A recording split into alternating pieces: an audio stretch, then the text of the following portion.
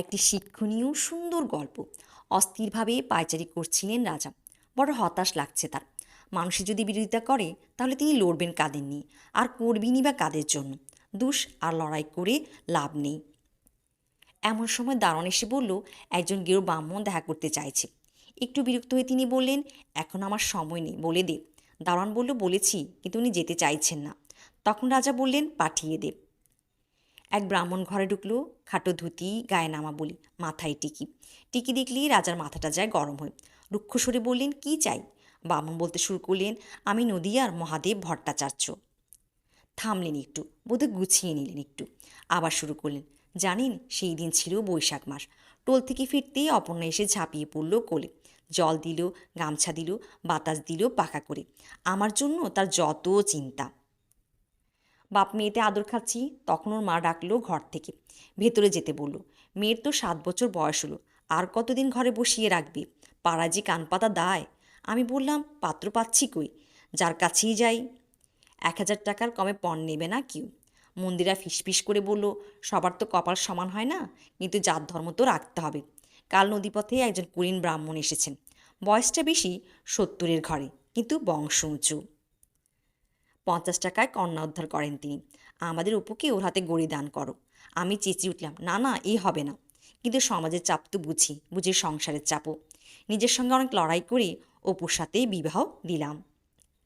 লাল chilli, গয়না, আলতা, সিঁদুরে মেয়েকে আমার দেবীর মতো লাগছিল। সে যে কী রূপ, কি বলবো। বোধহয় বাপের নজরটাই লেগেছিল সেই দিন। পরের দিনই মেয়েকে ছেড়ে জামাই আবার পাড়ি দিলেন নদীপথে। আরও কারো কন্যা উদ্ধার করতে বলে গেলেন, আবার আসবো পরের বছর। আমাদের বাপ মেয়ের আনন্দের জীবন চলছিল বেশ। সারাক্ষণ আমার পিছনে সব কাজ শিখে গেল, পারত না শুধু রান্না। একদিন হাতে ফোসকা পড়ে গেল। আমি ওর মাকে বলে দিলাম, ওকে রান্নার কাজে লাগাবে না, আগুনে ওর কষ্ট হবে। কি খুশি সেই দিন মেয়ে, আমাকে জড়িয়ে ধরে কত আদর। আশ্বিন মাস গড়িয়ে যায়, পুজো আসছে, চারিদিকে সাজো সাজো রব। আমি হাট থেকে মেয়ের জন্য লাল টুকটুকে শাড়ি, আলতা সব নিয়ে এলাম। মেয়ে খুব খুশি। বলল, ওহ, কখন যে পরবে এইসব। বাবা, আমাকে রানীর মতো লাগবে বলো। আনন্দে আমার চোখ ভিজে উঠল। অভাবী সংসারে খুশি উপচে পড়ল। ঠিক তার পরের দিন, জানেন, ঠিক পরের দিন সকাল 10টা হবে, মেয়ে শ্বশুরবাড়ি থেকে লোক এলো পত্র নিয়ে। গতকাল নারায়ণ বন্দ্যোপাধ্যায় দেহ রেখেছেন। যথাবিধ বিধি অনুসারে কন্যাকে সতী করার নির্দেশ দিয়েছেন তারা। ভেবেছিলাম পত্র ছিঁড়ে ফেলব, কিন্তু পত্রবাহক গ্রামের মাতব্বরদেরকে জানিয়ে এসেছেন আমার বাড়ি। কোনো উপায় ছিল না। রাজা বলে উঠলেন, তারপর মেয়েকে সাজালাম। লাল শাড়ি, গহনা, আলতা, সিঁদুরে মেয়ে সেদিন অপরূপ লাগছে। গ্রামে উৎসব ঢাক বাজছে। ওরা সবাই ওর মাথার সিঁদুর, ওর আলতা নিচ্ছে।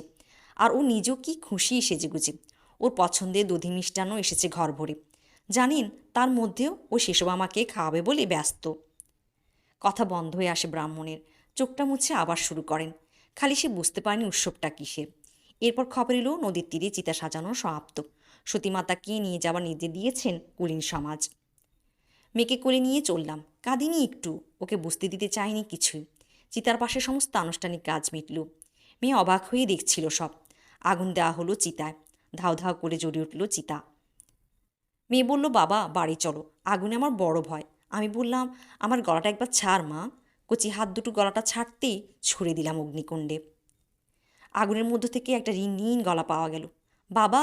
সেই ডাক আমি ভুলতে পারিনি। তারপর থেকে একদিনও রাতে ঘুম হয়নি। উঠতে বসতে খেতে শুতে শুধু এক আওয়াজ, বাবা! আমি পারিনি তাকে বাঁচাতে, আপনি পারেন। পায়ে ধরি আপনার, মেয়েগুলোকে বাঁচান। কত মেয়ে গ্রাম ঘরে আপনার মুখ চেয়ে আছে। আছি আমরা, মেয়ের বাবা মারা। বলতে পারিনি সমাজের ভয়ে, কিন্তু আপনি পারবেন। উঠে দাঁড়ালেন রাজা রামমোহন রায়। বললেন, আমায় আপনি শক্তি দিলেন। পারতে আমাকে হবেই, এখানে না হলে ব্রিটেন যাব। প্রিভি কাউন্সিলে দরবার করব। কথা দিলাম আপনাকে, বাকিটা ইতিহাস। সেই যুগে দাঁড়িয়ে তার সে লড়াই কতটা কঠিন ছিল বলে বোঝানো যাবে না। কলকাতার রাজপরিবার থেকে ভারতের পণ্ডিত সমাজ সকলেই ছিল তার বিরুদ্ধে। কম নিন্দা অপমানের ঝড় বয়নি তার উপর দিয়ে, কিন্তু বট বৃক্ষের মতো অটুট ছিলেন তিনি। রাজা রামমোহন রায় ভারতীয় মহাদেশের প্রথম আধুনিক মানুষ। হে মহামানব, সশ্রদ্ধ সম্মান তোমায়।